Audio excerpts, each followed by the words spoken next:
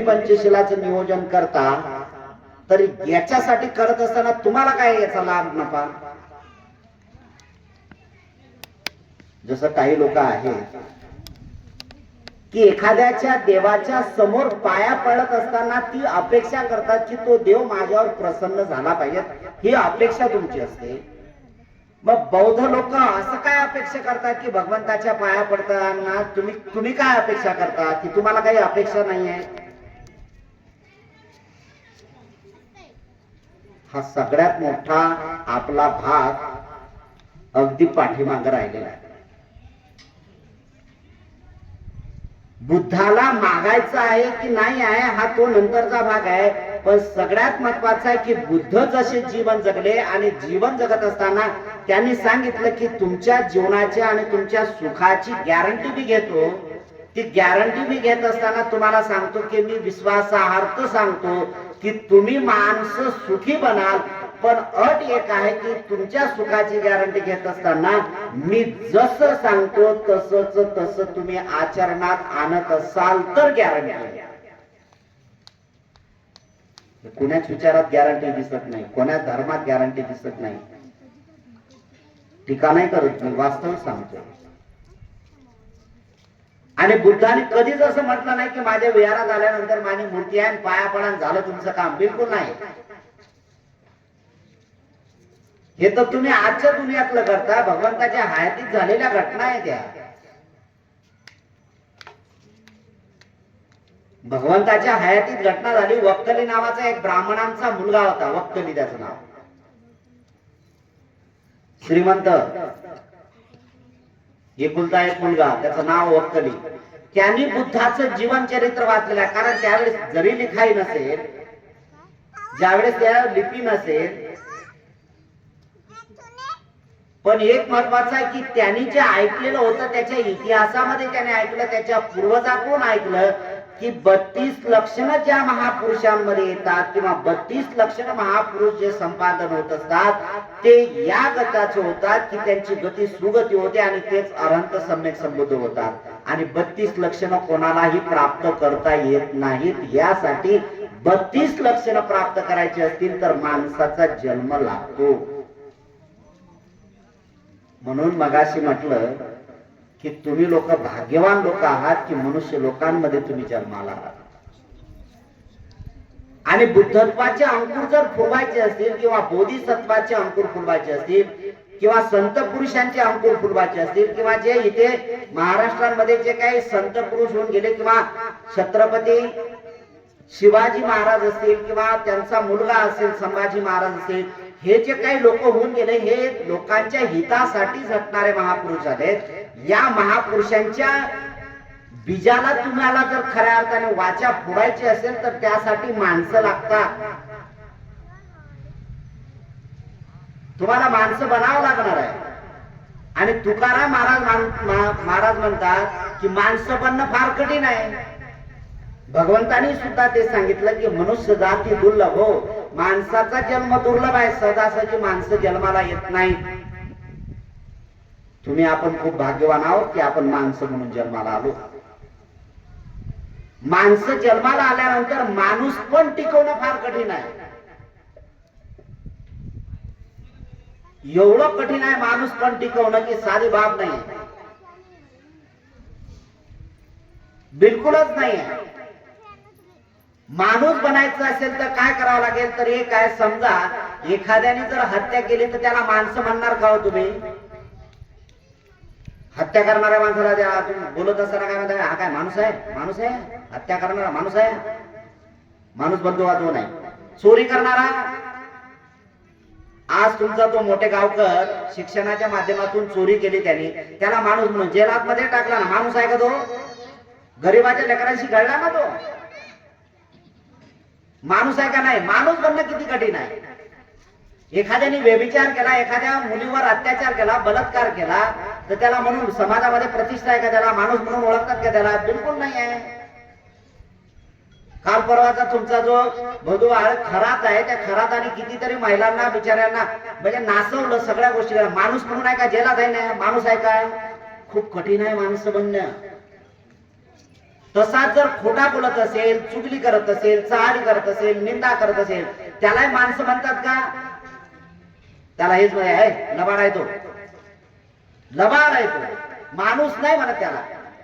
आणि सगळ्यात महत्वाचा की जो गुटखा खातो, तंबाखू खातो, बिडी पितो, दारू पितो, असं करत असताना त्यालाही माणसं म्हणतात का हो? पाचच नियम आहे त्या गोष्टीचा. हे फक्त 5 गोष्टी आहेत. या 5 गोष्टीचं नियोजन आपल्याला करता येत नाही. खरंच माणसं आहोत का आपण? जन्म आपला माणसात झाला, माणूस पण टिकवणं फार कठीण आहे.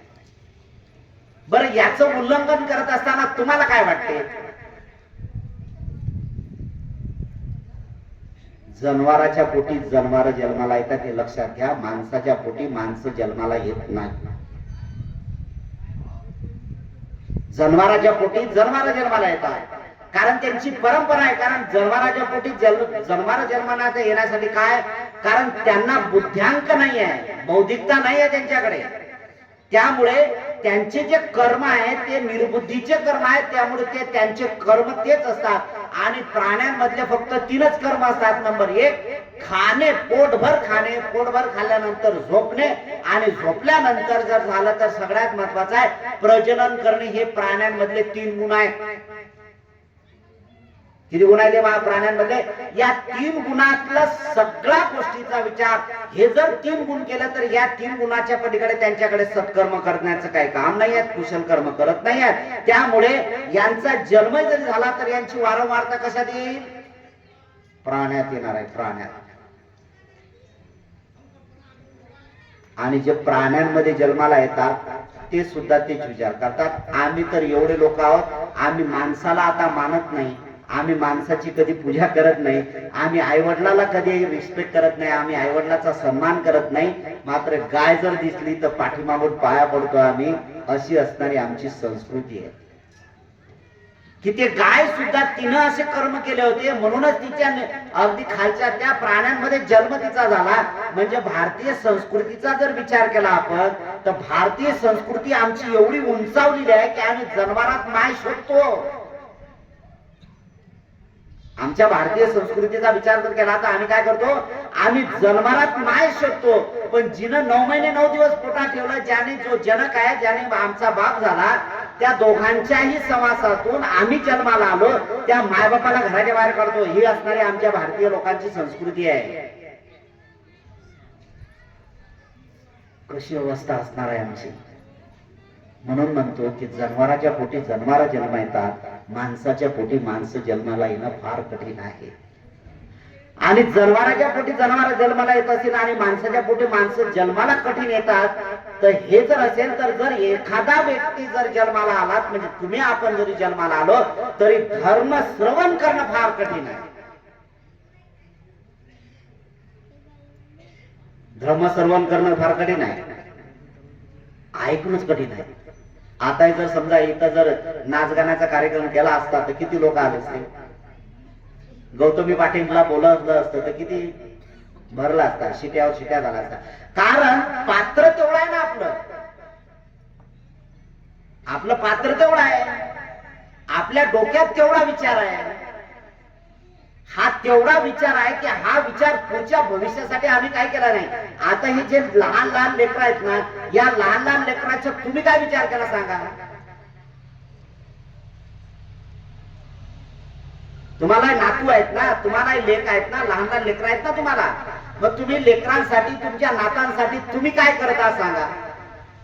सगळ्यांना उमेद आहे, हिंदू, मुसलमान, ख्रिश्चन, जैन, बौद्ध, ईसाई, सगळ्या लोकांना उमेद अशी आहे की ते तुम्ही करत असताना काय करतात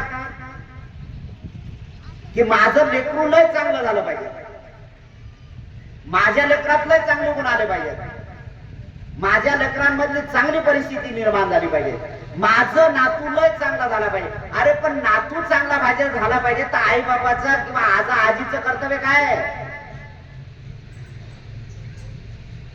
आजा पेतो, आजी खाते, आणि नातू चांगला झाला पाहिजे. बिंडुकाचे लक्षण आहेत काय? बिंडुकाचे लक्षण नाही काय? माणसाचे लक्षण आहेत काय? जन्माला यायच्या वेळेस, म्हणजे मी जाणीवपूर्वक दुसऱ्या विषयात जातो, की जन्माला घालायच्या वेळेस जी एखादी गरोदर भगिनी बनते त्यावेळेस ती पोटावून हात फिरवत असताना ती उमेद ठेवते, ती आशंका जागते आणि तिचा नवरा सुद्धा तेच करते की आपल्या कुठे आता जन्माला येणारा जे लेकरू आहे ते लेकरू आता जन्माला मोठं होईल किंवा ह्या सगळ्या गोष्टी होईल असं ज्यावेळेस करते, वारंवार ती पोटावून मायेचा हात फिरवते, उमेद करते तशा प्रकारची की माझं लेकरू चांगलं निघालं पाहिजे. पण हालाकी आमचे लेकरू चांगले निघत नाही. तुमचे गाव काही नवीन नाही आहे, तुमच्या गावात हा अपवाद असू शकतो असं मला वाटत पण नाही. तुमच्या गावात सुद्धा आल्यानंतर बघितलं की 14 वर्षाचे लेकर तुमचे दारू पितात लग्नाच्या कार्यक्रमात. पितात की नाही? लग्नाचा कार्यक्रम असला तर, जयंतीच्या कार्यक्रमात तर बिनधास्त असते, आहेच का नाही? आता मला सांगा, 14 वर्षाचं लेकरू, ज्यावेळेस 14 वर्षाचं लेकरू तुमचं नशा करताय तर मायबापाचं कर्तव्य काय असलं पाहिजे सांगा? ज्यावेळेस ऐकाल ना त्यावेळेस परिवर्तन होणार. देवाच्या मंदिरात गेल्यानंतर देवपण येते, हा याच्यासारखा शुद्ध मूर्खपणा कुठेच दिसत नाही. हा देव लय चांगला आहे, अरे तो लय चांगला आहे, तू नाहीस ना राजा तसा. हा भगवान लय पावतो, अरे तो भगवान पावतो पण तुला नाही पावत ना, कारण तुझी लायकी तशी नाही, तू तसा त्या लायकीचा झाला नाही. लायकीचं ज्याला बनायचं असेल त्याने ऐकलं पाहिजे. तुम्ही किती घर मोठे बांधलेत आणि किती घरामध्ये प्रगती केली हे तर सरळ सरळ तुम्ही दाखवता की हे सगळं कोणाची पुण्य आहे? बाबासाहेबांची आहे, याच्यात दुमत नाही आहे, काहीच प्रश्न नाही, सगळं त्यांचं क्रेडिट. तुमचं काय जे आहे ते तुम्हाला टिकवता येत नाही, याचा विचार करा. आणि हा गांभीर्याने विचार घ्या बरं. तुम्ही, मी साधं बोलतो असं याच्यावर जाऊ नका. तुम्हाला हे नवीन वाटतंय, मी जे काय बोलत आहे नवीन वाटतंय, पण हलक्यावर घेऊ नका. उद्याच्या भविष्याच्या पिढीचा तुम्ही सत्यानाश करणारे लोक आहात. कारण जर आता तुम्ही बदलले नाही तर या भविष्याच्या लेकरांचं भविष्य धोक्यात घालणारे तुम्हीच माय बाप होतात. आणि म्हणून म्हणतो की तुम्ही माणसं बनण्याच्या लायकीत नाही. तुम्ही काय करता अवती भवती लेकराच्या समोर? काय करता तुम्ही लोक? ज्यावेळेस ती गरोदर बनते तेव्हापासून ती नैतिक जबाबदारी आहे. ती नैतिक जबाबदारी आहे. तिनं काय जपलं पाहिजे आणि तिनं काय खाल्लं पाहिजे, तिनं काय विचार केला पाहिजे, तिनं काय बोललं पाहिजे, तिनं काय पाहिलं पाहिजे, इथून पासून आहे. कारण तिला एक महापुरुष जरी तिला बनवता आला नाही, त्या महापुरुषांच्या वाटेवर चालणारा एक चांगला माझा मुलगा किंवा मुलगी झाली पाहिजे, यासाठी तो प्रयत्न करणं गरजेचं आहे. तुम्ही बेभान झालेले लोक आहात. कुत्रे मांजरे जसे जन्माला घालतात तसेच माणसाची अवस्था येऊन ठेपलेली आहे. आणि या अवस्थेतून मुक्त करायचे असेल तर बाबासाहेब आंबेडकरांनी तुमच्या बौद्ध लोकांवर मोठी जिम्मेदारी दिली आणि सांगतात की तुम्ही कुत्रे मांजरे नाही आहेत, तुम्ही बुद्धिवंत प्राण्यांचे वंशज आहात. आणि तुम्ही आता बौद्ध बनलात तर तुमची नैतिक जबाबदारी आता वाढली. तुमची नैतिक जबाबदारी वाढली तुमची. तुम्हाला जर असं वाटत असेल खरंच माझ्या बापानं दिलं किंवा खरंच माझ्या बापाचे अनंत उपकार आहेत, या उपकाराची जाणीव कोणाला आहे तर त्याच माणसाला जाणीव आहे की तो त्याच्यात जाणीवपूर्वक बदल करून घेतो. जाणीवपूर्वक बदल करून घेतो. बाबासाहेबांचे 1927 चे भाषण वाचा. 1927च्या भाषणांमध्ये बाबासाहेब जाणीवपूर्वक बोलतात. 1927 पासून जे काय बाबासाहेब आंबेडकर माणूस बनण्यासाठी जे प्रयत्न करायला लावतात ना, ते पहिल्यांदा एक आहे की बाबासाहेब आंबेडकर म्हणतात की तुम्ही मायबाप आहात, तुमच्या पोटाला चिमटा द्या, तुम्ही तुमच्या पोटाला थोडस हे करा, चिमटा द्या, पण लेकराला बनवत असताना त्याला काय बनलं पाहिजे याच्यासाठी लक्षपूर्वक केंद्रित केलं पाहिजे आणि त्याला ती वाट दाखवली पाहिजे. आणि ती वाट दाखवायची असेल तर शिक्षणाच्या माध्यमातून आहे. आणि शिक्षणाचे 3 ते आता वाजलेले दिसतात. महागडं झालेलं शिक्षण आहे, जाणीवपूर्वक केलं. जाणीवपूर्वक या गोष्टी झालेल्या आहेत. कारण बाबासाहेबांनी ज्या ज्या गोष्टी सांगितल्या त्या त्या गोष्टीवर पहिल्यांदा या लोकांनी घाला घातलेला आहे. शिका, संघटित व्हा आणि संघर्ष करा, हे जे बाबासाहेब आंबेडकरांनी सांगितलं या शिक्षणावर आहे. तुमचा एक भ्रम आहे किंवा इतर धर्मीय लोकांचा एक भ्रम आहे की बाबा शिका, संघटित व्हा, आम्हाला काही शिक्षण आहे काय? तर बाबासाहेबांनी शिक्षणात सांगितलं आमचा त्याच्यात रोल नाही. अरे राजे हो, बाबासाहेबांनी फक्त एससी किंवा बौद्ध म्हणणाऱ्या लोकांसाठीच नाही सांगितलं, भारतातल्या प्रत्येक नागरिकाचा हक्क त्याने तो बजावला पाहिजे आणि हक्क तो हस्तगत केला पाहिजे. यासाठी त्याला शिकता आलं पाहिजे. केवळ फक्त एससी समाजासाठी हा विषय राहिलेला नाहीये.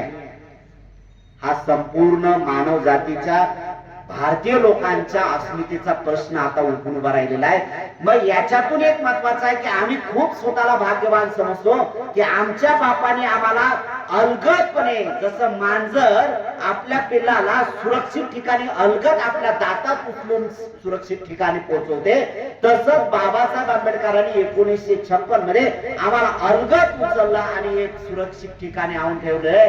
पण सुरक्षित ठिकाण आम्हाला अजूनही कळलेलं नाही. त्या सुरक्षित ठिकाणी आम्ही सुद्धा आता घाण करून ठेवलेले आहे.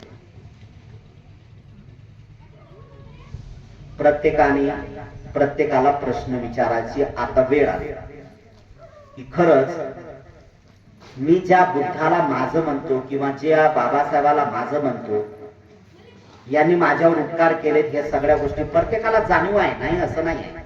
तो पुढारल्यापासून ते खालच्या तळागाळातल्या बिलकुल त्याला बिचारा हातमजुरी करणारा माणूस आहे किंवा त्याला आजचं जेवणही भेटलं नसेल अशा माणसालाही सुद्धा उपकाराची जाणीव आहे त्या बाबासाहेब आंबेडकरांची. पण या उपकाराच्या, या पोकळ उपकाराच्या जाणीवेची काही आवश्यकता बाबासाहेबाला भासलेली नाही. बाबासाहेब आंबेडकर म्हणतात की जर तुम्हाला उपकाराची जाणीव करायची असेल तर तुमच्यात पहिल्यांदा नैतिक बदल घडून आणा. तो तुमच्यात बदल असला पाहिजे. म्हणून तुम्ही कोण आहात? तुम्ही आहात कोण? इथून सुरुवात करा. मी जर आई बाप असेल, मी जर बाप असेल, मी जर आई असेल तर माझी नैतिक जबाबदारी काय असेल? तर बाबासाहेब आंबेडकरांनी कमावून ठेवलेला आहे त्या सगळ्या गोष्टी झाल्या.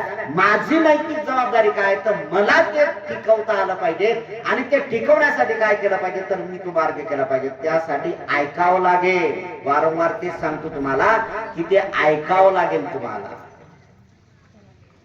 जोपर्यंत तुम्ही ऐकत नाही तोपर्यंत बनत नाहीये. आणि ज्याला बनायचं असेल त्याने ऐकणं हे महत्वाचं आहे. आणि मग परिस्थिती काय होते की तुमच्या धामोडीतलाच असं उदाहरण आहे असं नाही, मी जिकडे तिकडे जातो ना तर तीच परिस्थिती आहे. बिलकुल गावागावातले ओसाड पडलेले, जरी गाव असले, जरी सजलेले असले, जरी सुसज्ज गाव असले तरी त्या गावातला माणूस मात्र माणूस म्हणून दिसत नाही. कारण तो भंगलेला आहे. तो 5 तत्वातून पूर्णतः बाद झालेला दिसतो. आणि जो 5 तत्वातून बाद झालेला माणूस असतो तो आपल्या लेकरांना, येणाऱ्या पुढच्या पिढीसाठी आदर्श बनत नाही. जी व्यक्ती आदर्श बनत नाही ती पिढीचं नुकसान करते आणि त्या पिढीला तो बरखास्त करून टाकत असतो. हा पिढीचा विचार जाऊ द्या हो. तुमच्या लेकराच्या भवितव्याचा विचार तुम्ही करा. तुमचे लेकर खूप आहेत आणि आताच्या या 21व्या म्हणजे बुद्ध शासनाच्या द्वितीय शासनातला जर विचार केला तर या द्वितीय शासनामधला जर आपण भाग घेतला तर या द्वितीय शासनामधले जे काही पिढी निर्माण होत आहे, जे जन्म घेत आहेत ना, तुमचे 1-1, 2-2 वर्षाचे नातू किंवा लेकर बघा, नको ते प्रश्न विचारतात तुम्हाला. विचारत नाही का? तुम्हाला त्या प्रश्नाची उत्तरे सांगता येत नाही असे प्रश्न विचारतात तुमचे लेकर. आणि जर मायबाप त्या लेकराच्या प्रश्नाचं उत्तर देण्याचं सामर्थ्य ठेवत नाही ते मायबाप म्हणून काय कामाचे असणार आहे? प्रत्येकाला मरावं लागणार आहे हे तेवढं सत्य आहे. जो जन्माला आला तो आहे. हिंदू मरतील, मुसलमान म्हणतील, बौद्ध मरतील, जैन मरतील, सगळेच मरणार आहे. तर माणूस जे काही उत्पन्न होते ते नष्ट होण्यासाठीच आहे ना. जे जन्माला आले ते मरण्यासाठी येणार आहेत. बाकी काय नाही, सगळे जण मरणार आहे. मरत असताना तुमचा आदर्श काय असला पाहिजे? तुमच्या पिढीसाठी तुम्ही काय केलं पाहिजे? समजदार व्यक्तीची समजदारी त्याच्यात असणार आहे की माझ्यात वैयक्तिक मी बदल करणार. मी तुम्हाला हे सांगत नाही की दररोज जा विहारात पाया पडा, नमो नमो करा, बाजूला या. हा पोकळपणा मी काही सांगत नाही. पण हे जरूर सांगेल की ज्या वक्कलीने बुद्धाला जाणलं त्यांनी 32 लक्षणं जाणलेत आणि तो तरुण मुलगा भगवान अनंत सम्यक संबुद्धाच्या पाठीमागे लागला आणि सांगितलं की भगवान मला तुमच्या क्षत्रछायामध्ये यायचं आहे. भगवंताने पाहिलं, हा ठीक आहे, बदलेला. त्याला दीक्षा देऊन टाकली, ब्राह्मणाला दीक्षा देऊन टाकली त्या पोराला, आणि तो राहिला आणि काहीच नाही. फक्त आणि फक्त त्यांनी काय केलं की भगवंताच्याकडे 32 लक्षणं बघत होता, शारीरिक लक्षणं बघत होता.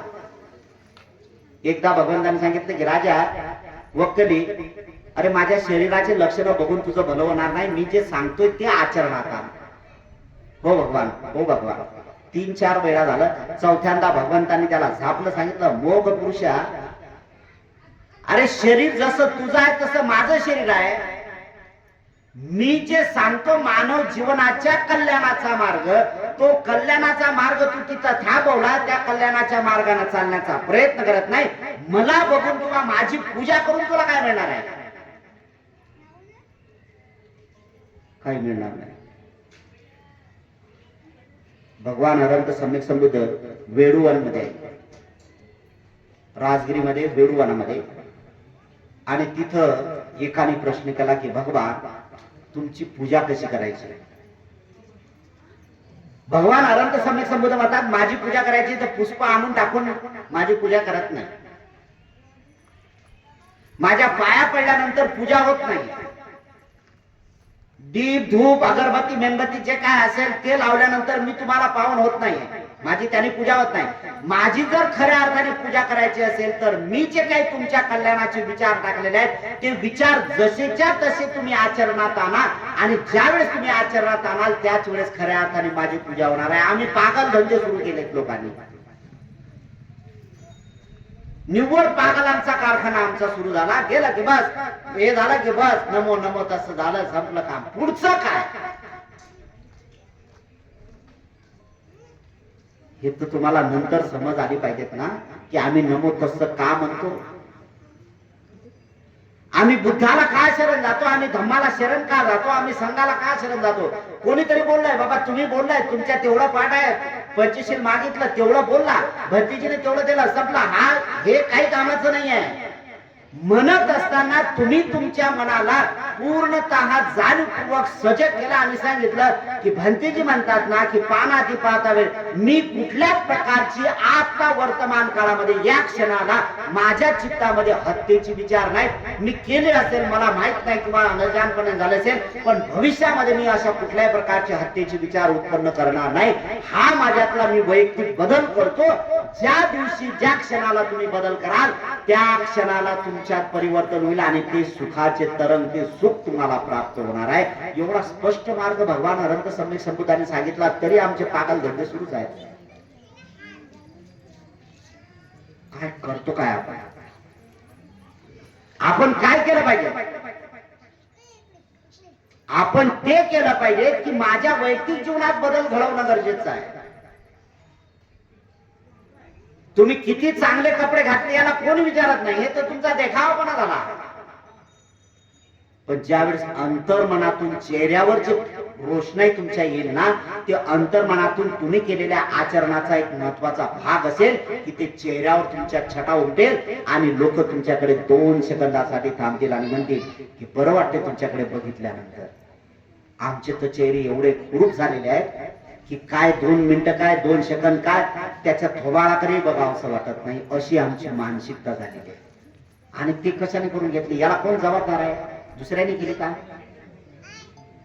इतर आमचा कोणी विरोध आहे किंवा विरोधात म्हणणारा माणूस आहे, तो तिथं आला त्याने केली काय?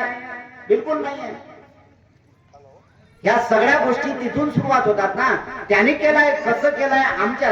मी दुसऱ्याचं अनुकरण का करावं? माझ्यातला जो काही बदल आहे तो बदल मी माझ्यासाठी करणं गरजेचं आहे, कारण मला माणूस बनायचा आहे आणि मला त्या बाबासाहेब आंबेडकरांच्या जाणीव उपकाराची झालेली आहे आणि बुद्धाच्या मार्गाने मला चालाय. कारण मला बदललं की माझा परिवार बदलेल, माझा परिवार बदलणं माझ्यासाठी खूप महत्वाचं आहे. बायको एकीकडे, नवरा इकडे गेले, लेकरं तिकडे, अशी मानसिकता आमची झाली सगळ्यांची. धन आहे हो तुमच्याकडे, बाबासाहेब आंबेडकरांच्या या उपकाराची जाणीव तुमच्याकडे खूप धन आहे, पैसा खूप आहे तुमच्याकडे. त्या पैशाचं नियोजन करता येत नाही.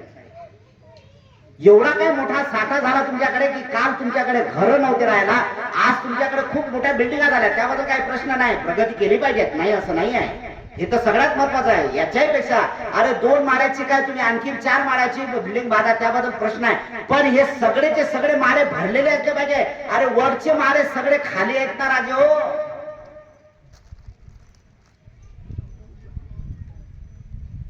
हा जीवन जगण्याचा मार्ग आहे ना. जे काही असेल, ज्या क्षेत्रात असेल ना, त्याच्यात तुम्ही सुखाने जीवन जगण्याचा प्रयत्न करा ना. तुम्हाला नाही येत बाकीचं काही हरकत नाही, तुम्हाला एवढं तर येते की मी कोणाचं वाईट करणार नाही, तुम्हाला एवढं तर आलं पाहिजे माझं मी अहित करणार नाही.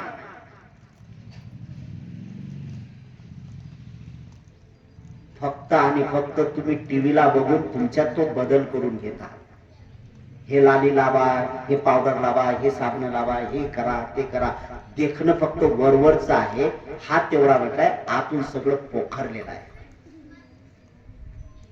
हे सरळ आहे, ते दिसणाऱ्या गोष्टी आहेत. मुलांना किती कलर पेंटिंग किती केलं ना, तर ते आतलं मटेरियल काय त्याला महत्वाचं आहे ना. हा तुमच्याकडचा जो भाग आहे हा खारपान पट्ट्याचा भाग येतो कधी कधी, तर इकडेच पाणी आहे, हे जरी पाणी तुम्ही एखाद्या बिल्डिंग मध्ये वापरण्याचा प्रयत्न केला तरी ऑटोमॅटिक याचे जे काय पापुत्रे आहेत ना पडतात खाली. मटेरियल काय यूज केलं, कसं केलं त्याला महत्वाचं.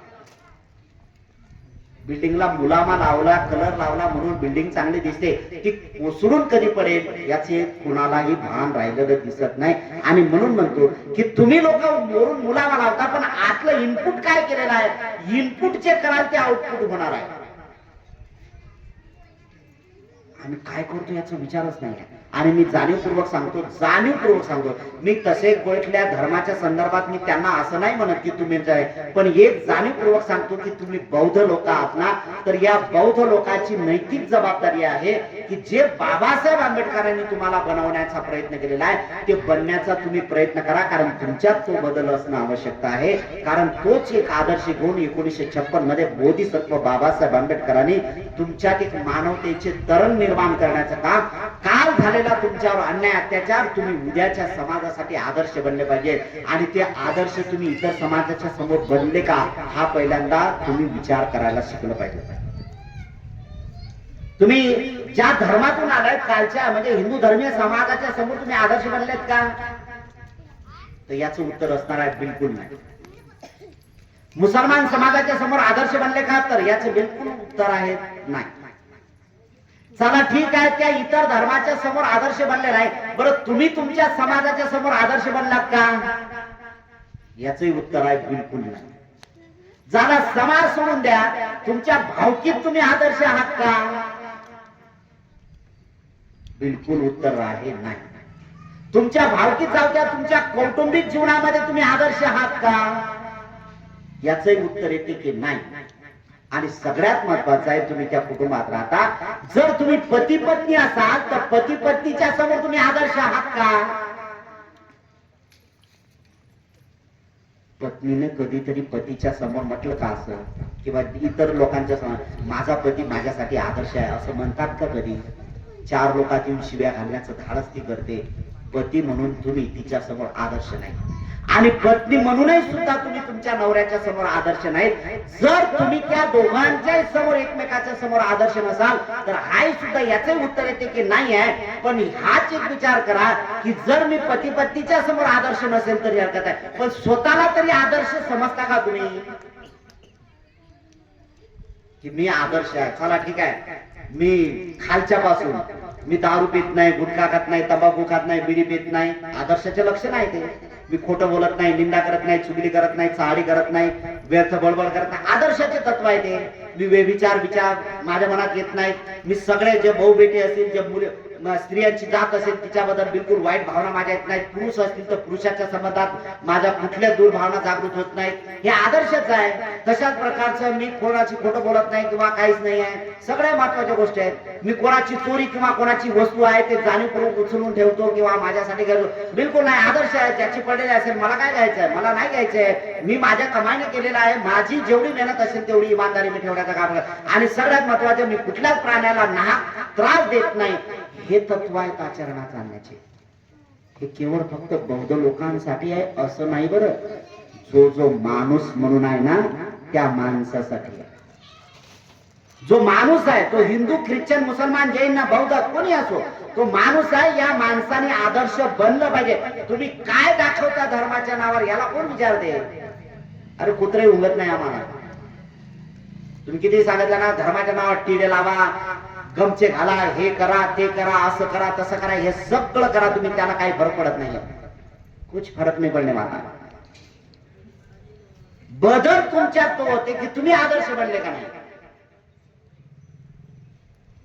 आणि हे माणसाचं लक्षण आहे. सगळ्यात महत्वाचं शेवटचं महत्वाचं सांगतो तुम्हाला की तुमच्या जीवनात तुम्ही बदल केला का नाही याचं जर आउटपुट करायचं असेल तर तुमच्या लेकरावर संस्कार शिकवायला सुरुवात करा. या क्षणापासून तरच खऱ्या अर्थाने तुमच्यात परिवर्तन होते. आणि ते उपकार बाबासाहेबांचे आहेत हे जाणीवपूर्वक आपण धाडसाने सांगू शकतो. आज नवीन पिढीचा जर विचार केला, तरुण मुलांचा जर विचार केला तर भंगलेले लेकर आहेत आमचे. 10वीच्या पुढे नॉन मॅट्रिकच्या पुढे जात नाहीत लोक. नॉन मॅट्रिक पर्यंतच आहे. आणि सर्रासपणे लेकर सांगतात मग काय शिक्षण महाग झालं. तुम्ही त्याला पुष्टी देता. तुम्ही सुद्धा सांगा हा शिक्षण महाग झालं आम्ही काय करू शकत. अरे शिक्षण महाग झालं तुमची बुद्धी तर महाग नाही ना. त्या लेकराला त्या क्षेत्रामध्ये जे पाठवायला पाहिजे त्याच्यावर जे संस्कार करायला पाहिजे ते संस्कार नाही केले ना. आमचे लेकर 10व्या वर्गापासून ज्या फेल होतात किंवा 10वीच्या पुढे जाऊ शकत नाही त्यावेळेस लेकराचे शिक्षण बंद केले जाते. आणि लेकराचे शिक्षण बंद केलं की बघ रिकामे धंदे त्या लेकराला सुरुवात आहे. 10वीचं लेकरू म्हटलं तर 16 वर्षाचं लेकरू. 16 वर्षाच्या लेकरांमध्ये बघा काय परिवर्तन झालंय. तो 16 वर्षाचं लेकरू तुमच्या समोर. मी तर असे महाभाग बघितले. काही विद्यार्थी काही असे बापाला म्हणतात की एक तंबाखूची पुडी घेऊन या मला. तुमच्या गावात असेल नसेल मला माहित नाही आहे. मला सांगा राजे थोडासा विचार करा की तुमचे लेकर आहेत आणि तुमचे लेकर आहेत. तुमचे लेकर तुम्हाला जर असं वाईट वचनाचं जर सांगत असतील तर खरंच सांगा तुम्ही आदर्श आहात का? जर त्याच्या व्यसनाची पूर्तता जर तुम्ही नाही केली, त्या लेकराच्या व्यसनाची जर तुम्ही पूर्तता नाही केली, ते जर लेकराला व्यसन तुम्ही पुरवले नाही तर तो तुम्हाला धमकी देतो. मायबापात लेकर तुम्हाला धमकी देतात. काय लेकर धमकी देतात? जर मला नाही झालं तर मी जीव देईन, ट्रेन खाली मरेल, आत्महत्या करेल, गळफास घेईल, असं करेल तसं करेल. हे अशा प्रकारची सुरुवात होता. मला मोठा एक विचार येते मायबाप तुम्ही हा किती आहे जन्माला तुम्ही त्याला घातलं का तुम्हाला त्याने घातलं?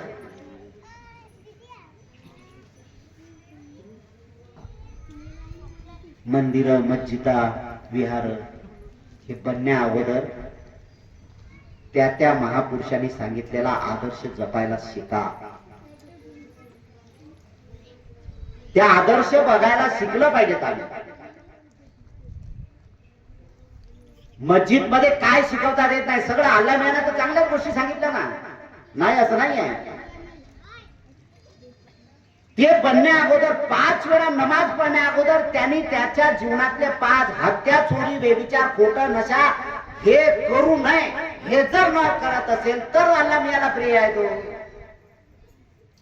हिंदू धर्मातले लोक आहेत. तुम्हाला कोणा देवाची आहे? कृष्णाची भक्ती करायची आहे, रामाची भक्ती करायची आहे, अधिक कोणा हनुमानाची करायची आहे, अधिक कुठला तरी येऊन उठून राहिला असेल देव तुमच्यासाठी.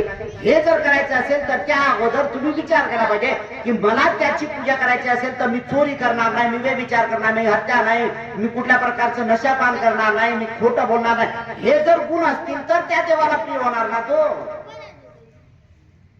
चोरी बी करता, व्यभिचारही करता, नशापाताय करता, हत्याय करता, लबाडी करता, याची टोपी त्याच्या डोक्यात टाकता, याला लुटताय, त्याला ठगवताय आणि तरी देवाच्या पाया पडताय. कसा पावन होईल रे राजा तुम्हाला तो? काय पागल धंदे झाले काय? आणि तो एवढा पागल आहे का तो?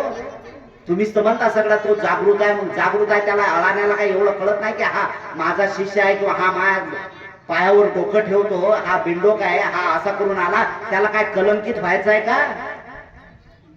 हे तर चुतिया बनवायचे धंदे आहेत. नाही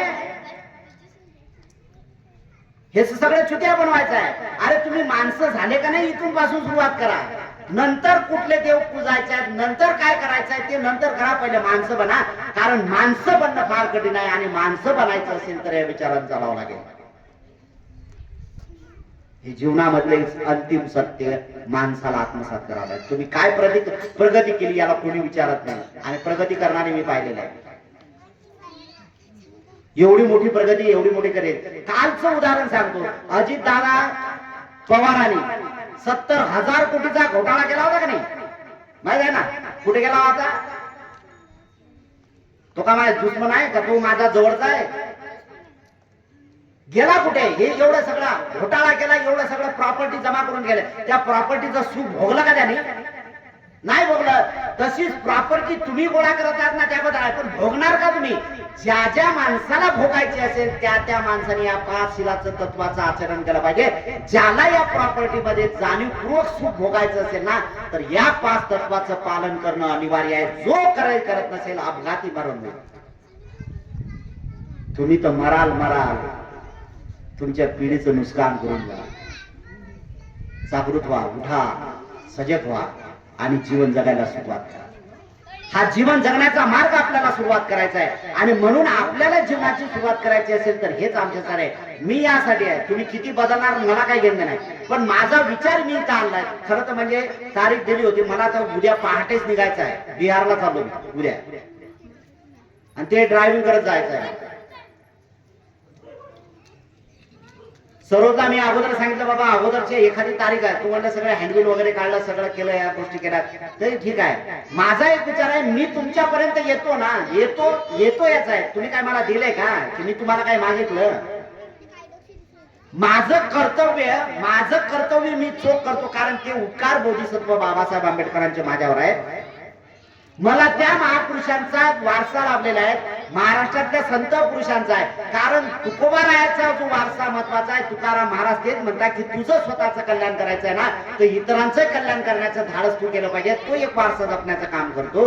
हे सगळं करत असताना मी तुमच्या गावात आलो, जिथपर्यंत आवाज जाईल तिथपर्यंत आहे. तुम्हाला एकच सांगणार की ज्या ज्या महापुरुषांनी जे जे करायला सांगितलेलं आहे माणसं बनवण्यासाठी आणि तो माणसं बनवण्याचा एक मी फक्त त्यांचा उतारा देतो आणि तुम्हाला सांगतो की तुम्हालाही सुद्धा मायबाप बनायचं आहे, तुम्हाला माणसं बनायचं आहे. आणि तुम्हाला आता काय नाही, तुम्ही मरणार आहात त्याच्यावर आहे, पण या नवीन पिढीसाठी तुम्ही काय करता आणि तो विचार करणं गरजेचं आहे. यासाठी प्रयत्न करा. खूप महत्वाची गोष्ट आहे, अत्यंत महत्वाची गोष्ट आहे. विचार करा या गोष्टीवर आणि या गोष्टीचा विचार करत असताना आपल्या जीवनाची सुखाची सुरुवात करा. तुम्ही विहारात आहे, विहार खूप मोठा आहे, चांगला परिसर आहे. फक्त एक आहे की हे विहार ज्यावेळेस सजेल ना त्यावेळेस फक्त या विहारात येणारे लोक म्हणा, स्त्रिया पुरुष म्हणा, लेकर म्हणा, इथून आपापल्या बुद्धीचा विचार करत असताना या 5 गोष्टीचं बिलकुल बंधनकारक आचरण करतील की नाही हे काय झालं मेलो तरी बेहतर, मात्र या तत्वाचं मी कधी उल्लंघन करणार नाही. अशी पिढी तुमच्यातून घडवण्याचा प्रयत्न करा, तरच खऱ्या अर्थाने या विहाराला साजे असं स्वरूप प्राप्त होईल. मला या ठिकाणी बोलावलं, माझा आदर सन्मान केला, तुमच्यापर्यंत येण्याचं काम मला ही सुद्धा आहे. मी इथे शिवापूरला आलो होतो, शिबिरामध्ये 2-4 प्रवचन माझे झाले, मागे सुद्धा इथे येऊन गेलेला आहे. आणि ह्या सगळ्या गोष्टी होतात तुमच्या गावापर्यंत येणं तेवढं बरं वाटलं म्हणून मीच आलं. मी नाराज नाही, तुम्ही या नका. मला हे पण माहित आहे तुम्ही एवढे लोक आहेत, गावातले सगळे लोक यायला पाहिजेत म्हणजे मला बरं वाटेल. अजिबात नाही, हा मूर्खपणा मी कधी करत नाहीये. माझ्या समोर एक माणूस जरी आणला, कारण माझं प्रवचन झालंय, एक माणूस जरी आणला तरी तेवढंच बोलणार आहे. 1000 लोक आले तरी तेवढंच बोलणार आहे, बरोबर ना? किती तुम्ही नाही आलेत म्हणून मी नाराज आहे, बिलकुल खंत आहे अजिबात नाही. खंत कोणासाठी कराय? तुमच्यासाठी आलो. तुमचं पात्र तेवढं आहे, त्या पात्रात तुम्हाला घेता येत नाही तो तुमचा दोष आहे, मला काय.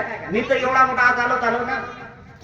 तुम्हाला घ्यायचं नाही ते तुमचा विचार आहे. तुम्हाला जे लोक ऐकणार नाही ते लोक त्यापासून वंचित झाले ना, ही गोष्ट पुन्हा तुम्हाला सांगायला कोणी येईल असं होणार नाही. जी गोष्ट ज्या वेळेस होते ती गोष्ट त्याच वेळेस करायला पाहिजे. म्हणून या वेळेस आलो. आता भविष्यात तुमच्या गावात येईल नाही येईल कोणाला माहित आहे? नाही म्हणून तुम्ही आता लाख सगळं म्हणणार नाही भतीजी लय चांगलं बोलले, तुम्ही खूप चांगला आहे, असं आहे, आम्ही मोठा कार्यक्रम. आता तो चान्स येणे शक्य नाही आहे. आला त्याचा आपण लाभ घेतला पाहिजे. जर कदाचित चांगली वेळ आली आणि कदाचित तुमच्या याच्यातून झाले होई शकेल असं नाही आहे, पण ज्या गोष्टीचा लाभ करण्यासाठी आपण केलं पाहिजे. मी पुन्हा आपल्या धामोडीच्या सगळ्या जाती धर्मातल्या लोकांकडून अपेक्षा करतो की तुम्ही कोण्या देवदेवतांची पूजा करता त्याला महत्व देऊ नका. तुम्ही तुमच्या लेकरांच्या समोर आदर्श ठेवा, माणसं बना, एवढंच या ठिकाणी सांगतो. मला ऐकून घेतलं त्याबद्दल तुमच्या प्रती आणि तुमच्या कुटुंबियाच्या प्रती मंगल कामना करतो. आपल्या सगळ्यांचं खूप मंगल हो, खूप कल्याण हो, खूप सुखी हो, सगळ्यांचं खूप भलं हो, भलं हो, भलं हो.